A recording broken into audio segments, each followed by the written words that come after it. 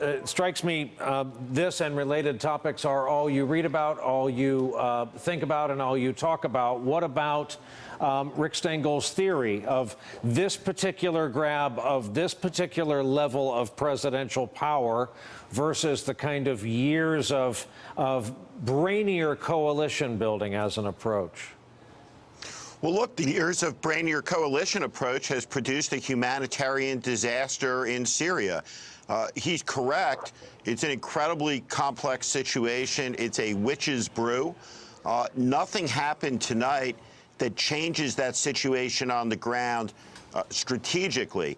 I do think there's some interesting politics. This week, we saw the removal of Steve Bannon from the Principals Committee of the National Security Council.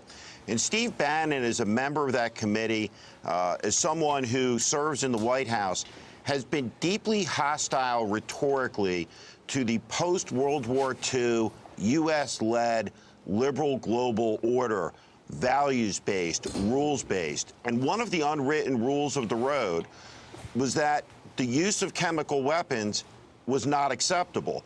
This is what led Barack Obama to draw the initial red line, to say that if you cross that line, if you use these weapons, the United States will respond militarily. Now, of course, Assad did use those weapons. President Obama severely diminished his credibility by not following through on that red line.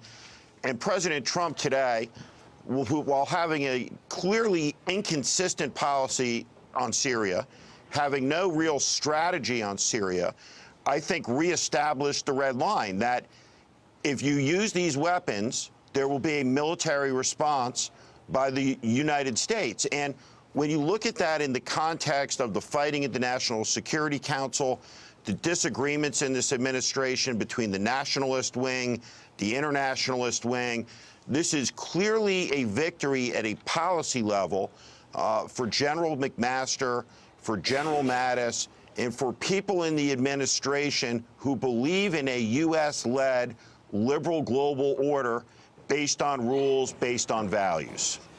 Steve, how do you process what happened tonight against an administration you've been so justifiably critical of for these first, what are we, 75 days?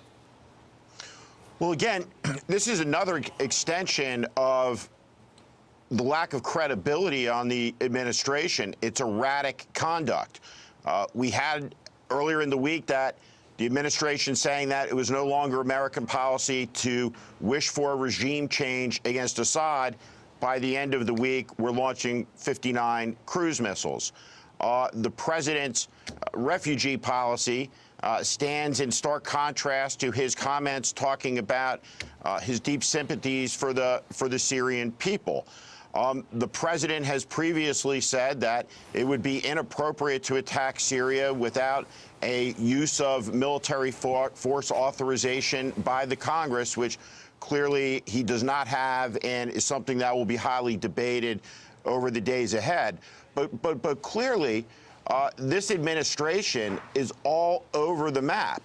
The inconsistencies are everywhere you look, including around the reasons for the attack tonight. So I think as the morning dawns in Washington, D.C. tomorrow, one of the things to be looking for is consistency.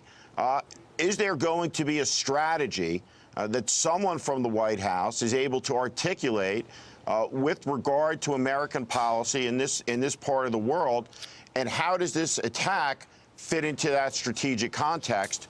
We have no idea about any of those things.